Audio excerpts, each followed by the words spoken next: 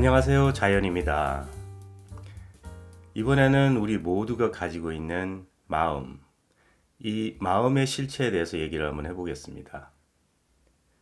대체 이 마음이 뭔지, 그리고 마음을 어떻게 이해하는지 이것을 잘 알아야 마음을 잘 다룰 수 있겠죠. 최근에 친구랑 얘기하면서 버스 정류장을 지나가고 있었어요. 근데 이제 이 도착한 버스에서 급히 내려가지고 이 뛰어가는 한 남자가 자기 가방을 옆에 서 있는 여성의 한쪽 팔을 탁 치고 지나갔죠. 그 남자는 아는지 모르는지 미안하단 말 없이 그냥 서둘러 걸어갔습니다. 그 여자는 당연히 그 남자를 째려봤죠. 열받기도 하고 억울하기도 하겠지만 너무 갑작스럽고 그죠? 그리고 아픈 나머지 이 팔만 계속 문지르고 있었어요. 그러니까 이것을 옆에서 본 우리의 반응은 달랐습니다. 제 친구는 아이 정말 이러면서 이 잘못된 남자를 불러가지고 이 뭐라고 하려고 그랬고 나는 그냥 이렇게 좀 살짝 자제를 시키면서 주변에 들리는 목소리로 요즘에 뭐 별 예의 없는 것들이 이렇게 많어 뭐 이런 식으로 얘기를 했습니다. 근데 뭐 저도 한 10초 정도 있다가 정말 내가 직접 뛰어가서 그냥 뒤통수를 한 대 탁 때릴 뻔했죠. 갑자기 열받는 게 올라오더라고요. 그러니까 이렇게 이 같은 상황에서 반응하는 방식은 서로 너무 다를 수가 있습니다. 그러니까 당한 사람, 그리고 이 바라보는 두 사람 모두 다. 그러니까 왜 그럴까요? 입장이 다르니까, 뭐, 성격이 달라서, 비슷한 얘기인데, 이 마음이라는 측면에서 얘기를 하면 서로 가지고 있는 마음 시스템이 다르기 때문이죠. 같은 인풋이 들어가도 아웃풋이 달라지기 때문입니다. 이런 게 마음입니다. 멍텅구리 시스템처럼. 하지만 또 너무도 섬세하고 강력하기도 하죠. 얼마나 섬세하고 강하면 자신을 창조한 주인을 자신과 동일시하게 해서 노예로 부려먹을까? 그죠? 이 많은 사람들이 이 마음에 대해서 이해하려고 하고 그리고 이에 대해서 다양하게 정리하고 또 얘기를 많이 해왔습니다. 아주 옛날에는 뭐 성인이라고 할 수 있는 뭐 예수, 붓다 또는 뭐 달마, 노자 이런 분들이 마음에 대해서 얘기를 많이 했죠. 그리고 그 외에도 뭐 과거에는 그 뭔가 뭐 영적 수행이라는 걸 했다든가 또는 뭐 철학자, 뭐 과학자, 뭐 이런 사람들이 똑똑하거나 또는 뭔가 특별해 보이는 사람들이 이 마음에 대한 얘기를 많이 했습니다. 뭐 제대로 알든 모르든 가네요. 근데 이제 세상이 많이 바뀐 것 같아요. 그러니까 이제 일반인들도 마음에 대해서 누구나 얘기하고 가르치기도 합니다. 아주 좋은 현상이죠. 10년 전만 해도 이 마음에 대해서 제대로 이해하고 제대로 얘기하는 사람이 별로 없었습니다. 근데 최근에 무슨 일이 있었는지 모르겠지만 이 과거 10년 동안 갑자기 마음에 대한 얘기가 많아졌어요. 그리고 마음을 좀 더 정확하고 더 제대로 설명하는 사람도 많아졌습니다. 제 서두가 좀 길어졌는데 마음에 대해서 제대로 하지만 쉽고 간단하게 한번 얘기를 해봅시다. 마음은 복잡하게 얘기할 필요가 없습니다. 어려워할 필요도 없고 뭔가 마음대로 하지 못하는 난제로 볼 필요도 없습니다. 그러니까 문제가 아니라는 거죠.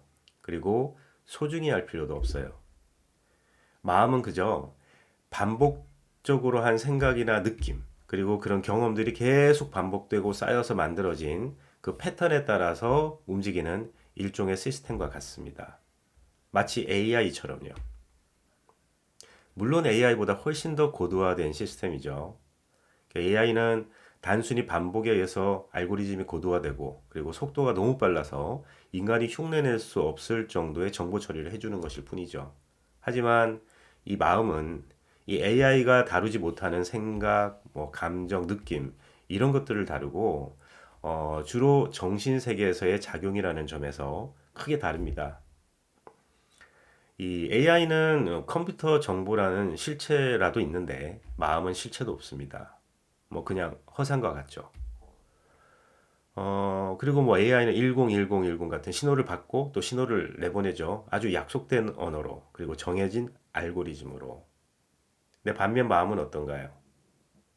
인풋 대비 아웃풋이 그렇게 정확하지는 않습니다. 같은 마음이라도 야, 이 병신 같은 놈아 라는 얘기를 들어도 다른 반응이 나올 수가 있죠. 왜냐하면 에너지를 받고 에너지를 내보내기 때문입니다. 에너지 관점에서 볼 때 이 말의 표현은 같더라도 그 말에 담긴 에너지가 다를 수가 있습니다. 그리고 상황에 따라서 이 마음 시스템이 받아들이는 에너지의 파동도 다 달라집니다. 그래서 이 반응 에너지가 다를 수밖에 없겠죠. 그래서 마음을 이렇게 얘기할 수도 있겠어요. 반복된 경험에서 만들어진 일종의 에너지 패턴이다. 무수히 많은 에너지 패턴들이 모여서 또 다른 에너지의 흐름을 형성하고, 그리고 그런 에너지 장으로 만들어진 프로그램이라고 할 수 있습니다. 코드로 만들어진 AI 프로그램과는 완전히 다르죠. 그래서 마음은 에너지 장으로 만들어진 에너지 프로그램입니다. 우리의 기억도, 뭐 상상도, 생각도, 그리고 감정, 느낌, 말, 이 모두 나름대로의 독특한 에너지 장을 가지고 있습니다. 그러니까 이런 에너지 장을 정보라고 표현하는 사람도 있고 뇌의 작용이라고 하는 사람들도 있는데요. 하지만 어떤 말보다 저는 에너지 장이라는 말이 현재로서는 가장 잘 적당히 표현하는 단어인 것 같아요. 그러니까 생각을 해보십시오. 손에 잡히지도 않고 잘 보이지도 않는데 확실히 느낄 수는 있다? 변화무쌍한데 AI 움직임처럼 뭔가 정확히 정의 내리기도 힘들다? 하지만 만들어지고 변화하고 일정한 패턴을 보이고 그래서 컨트롤할 수도 있다? 심지어 우리의 정신세계의 상당 부분을 차지하고 있기도 하다? 왜? 내 몸과 정신의 에너지 장이라는 게 있다면 실제 그게 에너지 장이에요. 근데 마음은 그 에너지 장을 구성하는 일부이기 때문입니다. 그러니까 생각을 하면 할수록 이 마음이라는 게 정말 신비롭고 흥미로운 대상이 아닐 수가 없죠. 하지만 이제 이 명확한 거는 이 마음이라는 것은 반복에 의해서 만들어진 가짜라는 겁니다. 자, 성격, 뭐 이런 단어들과 혼동하기 시작을 하면 마치 나와 동일한 것처럼 행동하기도 하지만 이 마음은 진짜 내가 아닙니다. 그러니까 이 자아나 성격도 모두 마음인데 진짜 내가 아니죠. 그러니까 언제든지 바뀔 수 있기 때문입니다. 다시 한번 정리를 해봅시다. 이게 마음을 어떻게 다루고 어떻게 활용할지는 나중에 따로 얘기를 하고 지금은 마음의 본질에 대해서만 정확히 한번 해봅시다. 그러니까 복잡하게 생각하지 않는 게 좋겠어요. 이 마음의 본질은 바로 이겁니다.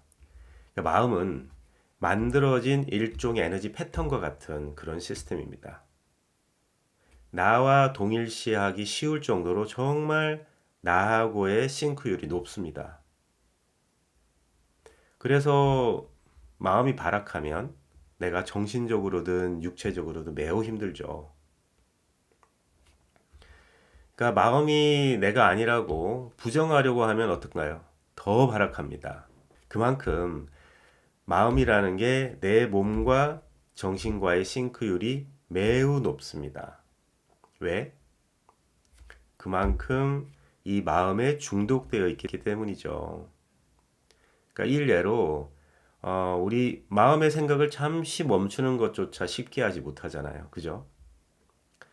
이거를 중독이라고 해야 될지 아니면 뭐 최면이라고 해야 될지 잘 모르겠지만 내 몸과 정신이 이 마음과의 싱크율이 너무 높다는 게 문제입니다. 머릿속 목소리에 대해서 얘기할 때와 비슷하지 않습니까? 당연합니다. 이 머릿속 목소리가 마음의 목소리니까요. 그래서 마음과 떨어져서 이 마음의 작용을 바라보는 그런 의식의 힘을 키우지 않으면 마음의 싱크율을 낮출 수가 없고 이 마음을 활용하는 데 어려움을 겪을 수밖에 없습니다. 그러니까 한마디로 이 마음을 활용을 하려고 하다가 되려 당하는 거죠. 다시 얘기를 할게요. 마음은 소중히 할 대상이 아닙니다. 마음은 공부해야 될 대상도 아닙니다. 저는 이 마음 공부라는 표현 자체가 싫습니다. 마음 공부, 이 마음이 무엇을 공부를 해야 되고, 그 마음에 대해서 무엇을 더 깊이 이해를 해야 될까요? 뭐 감정을 이해하고 공감을 해서 뭔가 해소하고 풀어줘야 될까요? 그러니까 좀 더 편해서 다들 그렇게 하는데 저는 일종의 타협인 것 같습니다. 냉정하게 볼 필요가 있습니다. 이 모든 것은 그저 내가 내 마음에서 떨어지지 못하니까 이 마음을 우쭈쭈 이렇게 하면서 비위를 맞춰서 타협하는 거하고 똑같습니다. 이 마음은 철저히 무시할 수 있어야 됩니다. 이 마음의 느낌에도 귀 기울일 필요가 없습니다. 근데 이렇게 하려면 바라보는 의식의 힘이 반드시 필요합니다. 그렇다고 오해는 하지 않았으면 좋겠어요. 이 마음을 부정하고 더 무시하자는 의미가 아닙니다. 마음이 필요 없다는 얘기도 아닙니다. 마음이 일종의 소프트웨어라고 했잖아요. 그러니까 이 하드웨어에 몸을 움직이면서 이 마음이 빠진다면 어떡할까요? 사회생활 자체가 불가능하죠. 그러니까 마음은 반드시 필요합니다. 하지만 이 마음이 단지 운전자인 나에게 내비게이션의 역할만 해야지 이 마음이 운전자가 되어서는 안 된다는 거죠. 마음이 가짜고 뭐 내가 아니다, 뭐 멈춰야 된다 이런 얘기를 하니까 사람들을 오해를 하고 이 마음을 멈추지 못하면 내가 뭔가 잘못한 것처럼 스트레스도 받고 그리고 이 마음을 멀리해야 된다는 오해를 해가지고 이 마음을 더 발악하게 만들면서 더 힘들어질 수도 있죠. 그러니까 헷갈리지 맙시다. 인간은 이미 마음 없이는 살 수 없는 존재입니다. 그러니까 이 마음이라는 소프트웨어를 잘 사용하는 그런 존재가 되자는 얘기죠. 그런데 이미 이 마음이라는 놈이 내 정신 세계에서 이미 왕 노릇을 하고 있다면 어떻게 할 겁니까? 일단 마음을 왕의 자리에서 내려오게 해야 되겠죠. 그러니까 내 정신 세계에서 정말 왕이 누군지 내 존재의 권위를 확실하게 세워야 됩니다. 그래야 마음이 알죠.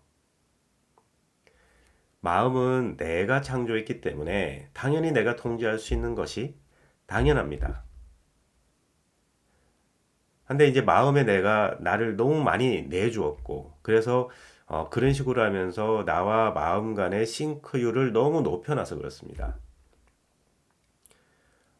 게임에 비유하자면 게임 속의 NPC가 되지 말고 주도적인 플레이어로서 자각을 가져야 된다라는 말과 같죠. 자, 이제 마음에 대해서 좀 이해를 하셨습니까? 그러니까 결국 제가 많은 말을 한 것 같지만 이 마음에 대해서 계속 같은 얘기를 계속 반복하는 그런 느낌입니다. 이 하나의 동영상으로 마음을 완전히 이해할 수는 없겠지만 앞으로 마음에 대해서 계속 얘기를 하더라도 아마 저는 계속 같은 얘기를 할 것 같아요. 그래서 지금 제가 얘기한 내용의 핵심을 잘 이해하셨으면 좋겠습니다.